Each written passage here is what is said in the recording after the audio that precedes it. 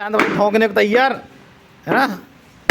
पहिया निकाला था इसका बेलर का, आज इसका मेंटेनेंस चल रहा है। वाह वाह वाह, सही सही, थोड़ा और चोट मार दो रख के, फिर लगा देंगे, कोई बात नहीं, ठीक है। और ये देखो भाई, 2 सुपरवाइजर खड़े हैं हमारे पास, ये देखो, जय श्री राम, जय श्री राम। और ये निशांत भाई देख, 2 आदमी खड़े तुझे देखने के लिए, जय श्री राम।